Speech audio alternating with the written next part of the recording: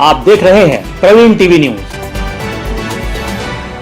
Indian Muslim Union League party के प्रदेश अध्यक्ष आज जबलपुर पहुंचे, जहां पार्टी कार्यकर्ताओं ने उनका भव्य स्वागत किया। साथ ही गोंडवाना गणतंत्र पार्टी के पदाधिकारियों और सदस्यों के साथ बैठक आयोजित की गई। बैठक में ईवीएम मशीन की कार्यप्रणाली को लेकर विस्तृत चर्चा हुई, जिसके चलते निर्णय लिया गया कि मंगलवार को एक विशाल रैली का आयोजन किया जाएगा, जिसके माध्यम से मांग की जाएगी कि देश में बैलेट पेपर से चुनाव करवाए जाए।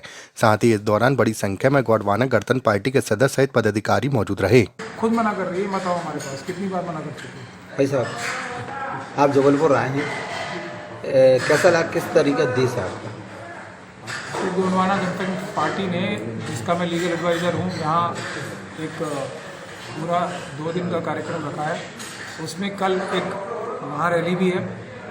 उस रैली में भी जो मनुवादी ताकतें हैं, जो भारतीय जनता पार्टी आरएसएस की सरकार है मध्य प्रदेश में, छत्तीसगढ़ में, वो अडानी, अंबानी और यूसुफ लुलू और जिंदल और दूसरे जो बेईमान और चोर, जो इंडस्ट्रियलिस्ट अपने आप को बताते हैं दरअसल वो बेईमान और चोर हैं। उनके साथ मिलके आरएसएस और बीजेपी की सरकारें छत्तीसगढ़ और मध्य प्रदेश को पूरा लूट रही हैं। यहाँ के सबसे ज़्यादा नुकसान ट्राइबल्स का कर रही हैं, उसके बाद शेड्यूल कास्ट कम्युनिटी का कर रही हैं दोनों राज्यों में, उसके बाद जो माइनॉरिटीज़ हैं और ओबीसी, उनका भी नुकसान कर रहे हैं। उनका सब कुछ धन संपदा लूट के ले जा रहे हैं। तो गोंडवाना गणतंत्र पार्टी जो है वो एक मजबूत पार्टी है, जो संविधान और देश की रक्षा करने के लिए शेड्यूल कास्ट, शेड्यूल ट्राइब और दूसरे पिछड़े तबकों की हिफाजत करने के लिए, मैं समझता हूँ मध्य प्रदेश में बहुत मजबूत काम कर रहे हैं। तो उनके लिए हम इसलिए आए हैं यहाँ पे। और सबसे महत्वपूर्ण विषय फिर ये चुनाव में चोरी करने की जो मशीनें हैं, ईवीएम मैं कहूँगा तो ये फिर वो सरकार ने इसलिए नहीं बोलता हूँ, यूट्यूब वगैरह में बात कर रही थी तो इसलिए मैं ये बोलता हूँ। और बैलेट पेपर से अगर चुनाव होने लगेंगे तो आरएसएस और बीजेपी का चुनावी सूपड़ा साफ हो जाएगा। किसी भी प्रदेश में उनकी 5-5 सीटें भी नहीं आएंगी।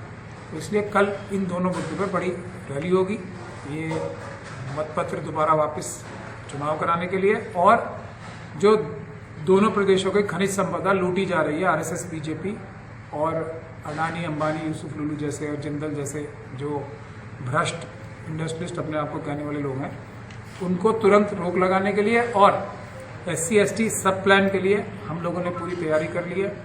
सब प्लान को इम्प्लीमेंट कराने के लिए मध्य प्रदेश में भी और छत्तीसगढ़ में दोनों जगहों पे PIL भी लगाने की तैयारी करने के लिए हम यहाँ आज आए हैं। और पूरे देश में जो आंदोलन चल रहा है ये चुनाव में चोरी की मशीनें हटाने के लिए, उसकी भी मध्य प्रदेश में कैसे आंदोलन खड़ा करना है, छत्तीसगढ़ में कैसे करना है, उसकी भी चर्चा आज होगी। यानी आप मानते हैं कि बैलेट पेपर से ही चुनाव होना चाहिए?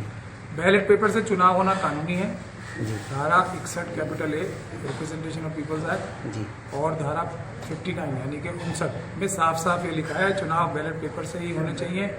अगर किसी 1-2 सीट पे अगर कोई मुसीबत है चुनाव आयोग को बैलेट पेपर से ना कराने की, तभी करा सकते हैं, वो भी अपना ऑर्डर पास करके। दूसरा, पूरी दुनिया में जहाँ ये मशीनें ईजाद भी हुई थी या इन्वेंट हुई थी, वहाँ भी अपनी गलती मान के सभी सरकारों ने इसको ख़त्म किया। लेकिन क्योंकि मोदी जी, नरेंद्र मोदी जी, अमित शाह साहब, मोहन भागवत, JP नड्डा और ये जो चुनाव आयुक्त हैं, जो चुनाव आयोग के पद पे बैठे राजीव कुमार जी, जो देश में सबसे बड़े वोटों के चोर बन चुके हैं अब, वो सब मिलके आरएसएस और बीजेपी को जिताने के लिए इन मशीनों का दुरुपयोग किए जा रहे हैं। लेकिन अब जनता जाग गई है, जनता पूरे देश में आंदोलित है और यही आंदोलन को एक शेप देने के लिए हम मध्य प्रदेश, छत्तीसगढ़ में भी हैं।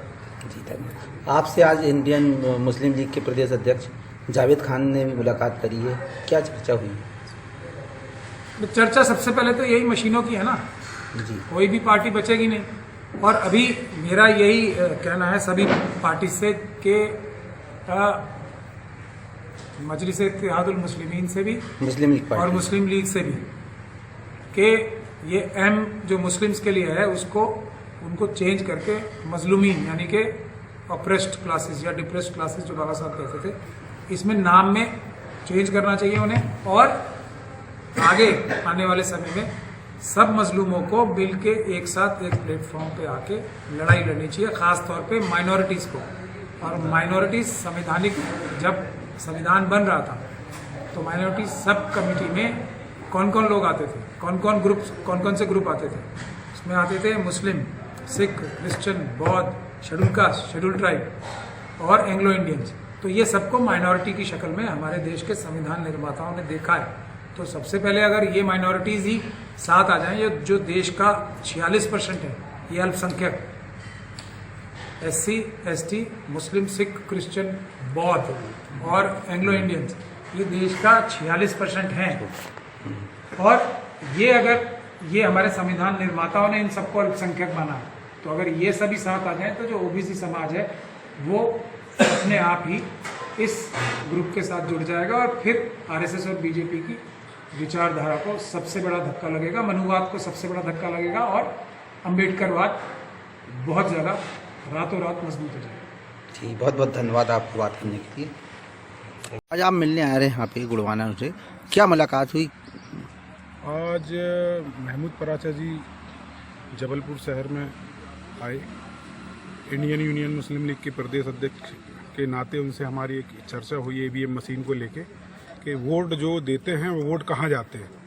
तो उन्होंने बतलाया कि EVM मशीन चोर है। तो इस विषय में बड़ी तगड़ी आवाज़ सारी पार्टियों ने मिलकर उठाना है और ये एक बड़ा आंदोलन होगा। इसमें गोंडवाना भी रहेगी, अन्य जो भी पार्टी हैं वो भी रहेंगी और ये विरोध ज़बरदस्त रहेगा और फिर हमें बैलेट पेपर से चुनाव कराना है। ये आपकी मांग है? ये हमारी मांग थी महमूद जी से। तो महमूद जी ने बोला कि आप सब लोग एक साथ हो, एक प्लेटफॉर्म में हो और इसका विरोध करें, फिर आप अगर जीतते हैं तो बैलेट पेपर से मध्य प्रदेश पूरे भारत में चुनाव होगा। अच्छा, क्या नाम आपका? जावेद खान, इंडियन यूनियन मुस्लिम।